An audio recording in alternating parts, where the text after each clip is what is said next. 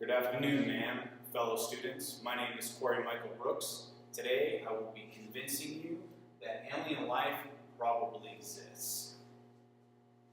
By the end of my speech, you'll have an understanding on why I think alien life probably exists. Throughout history, human civilization has been fascinated with our solar system and the mysterious architecture located around the world.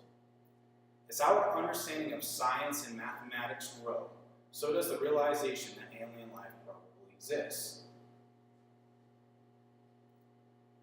According to Bernstein, 2013, astronomers using NASA data have calculated for the first time that in our galaxy alone, there are at least 8.8 billion stars, with Earth-sized planets in the habitable temperature zone. I have a personal fascination with outer space and the unexplainable archaeological finds. There's nothing else that'll get your mind working when discussing and trying to figure out something that cannot be logically explained. Let's discuss some of those fascinating facts about outer space and those archaeological finds. Countries throughout the world have sent satellites and telescopes to orbit our solar system in order to attempt to discover Earth-like planets that contain water, which is the building block of life. According to CACU 2014, the Hubble telescope orbiting outer space right now has given us the first census of planets in our galaxy that may have life on them. It turns out that out of every 200 stars you see at night, one of those stars can have a planet in a habitable zone, which is called the Goldilocks zone. The Goldilocks zone is not too close to where oceans would boil, not too far away from oceans that would freeze, but just right to have liquid oceans. Why liquid oceans? Because water is a universal solvent. It dissolves most things, including organic materials of life, like DNA. So now we know that there are Earth-like planets out there. Let's talk about a signal that was intercepted from outer space, that was uniquely coded, and was named the WOW signal. In 1977, a signal was intercepted by a radio telescope, the WOW signal. Astronomer Jerry Eithman was the first person to recognize the WOW signal.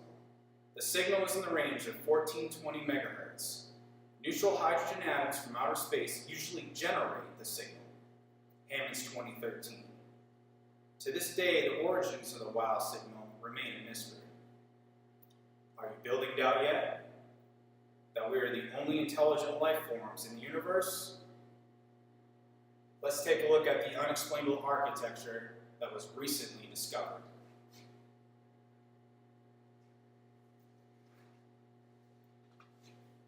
Architecture is what makes humans unique.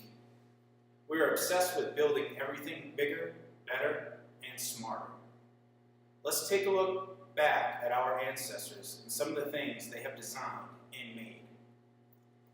Even in our technological age, we would have trouble duplicating many of those same artifacts. For instance, the Baghdad battery. The Baghdad battery is dated to be around 2,000 years old. The Baghdad battery is made up of a clay pot, asphalt, an iron bar with a copper cylinder. The battery is of the same principle of today's batteries. The fact is, the modern battery was not invented until 1800.